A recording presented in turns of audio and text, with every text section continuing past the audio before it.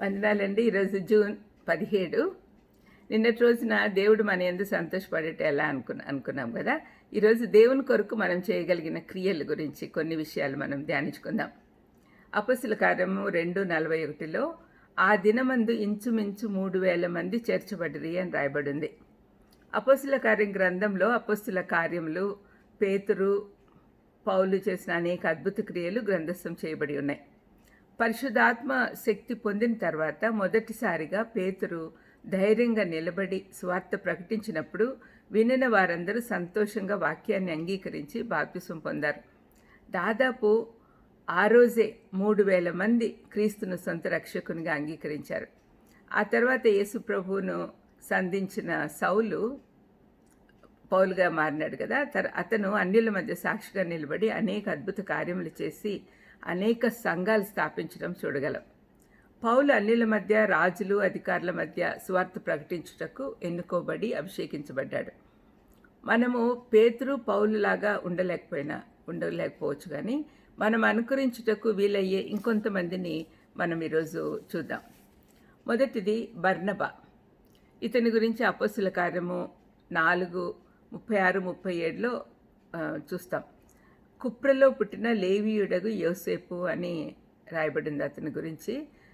తర్వాత అపొస్తలులు అతని హెచ్చరిక పుత్రుడు అనే అర్థం ఇచ్చే బర్నబా అనే పేరు పెట్టారు.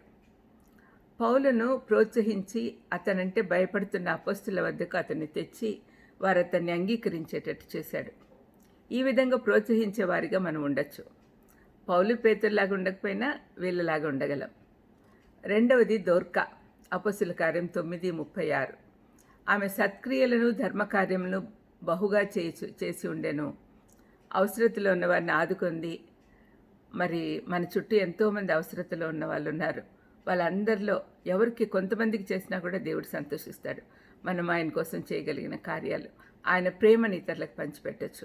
ఆమెకు కేవలం ఒక కుట్టుడు పని తప్ప ఇంకేం తెలియదు. ఆమె అంగీలు కుట్టి అప్పుడు అవసరతలో ఉన్న విధవరాండ్రకు ఇచ్చింది. మూడవది కొర్నేలి. అపొస్తలుల కార్యం 10వ అధ్యాయంలో అతని గురించి రాయబడింది.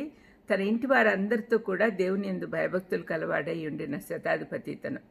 పేతురు అతని ఇంటికి వచ్చినప్పుడు బంధువులను, స్నేహితులను పిలిపించి క్రీస్తుని గురించి తెలుసుకునేదానికి అవకాశం ఏర్పరిచాడు.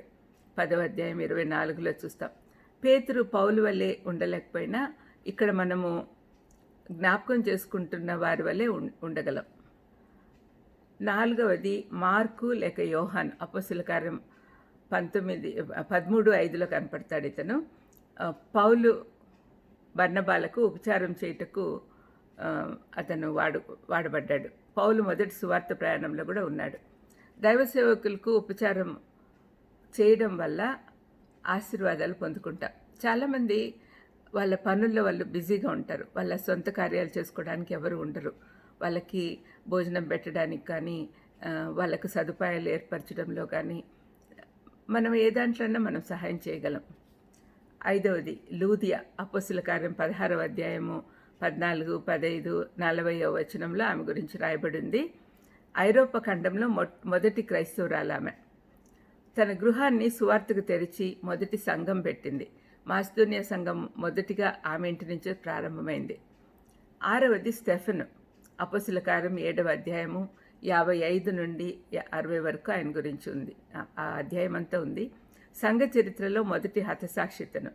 యేసుక్రీస్తుని గురించి బోధిస్తున్నప్పుడు రాళ్లతో కొట్టి చంపారు. వీళ్ళలో ఎవరినైనా మనము కాపీ చేయొచ్చు. వాళ్ళలాగా మనం కూడా ఉండగలము అని దానివల్ల దేవుణ్ణి మహింపరచగలం. ప్రార్థన చేసుకుందాం. దయామేడ యేసునాయన తండ్రి, మిమ్మల్ని మహింపరిచే పనులు ఏది ఉన్నాయో అవి మాకు తెలపమని, మాకు అవకాశం ఇమ్మని యేసుక్రీస్తు నామమున వేడుకొంచున్నాను తండ్రి. ఆమెన్. God bless you.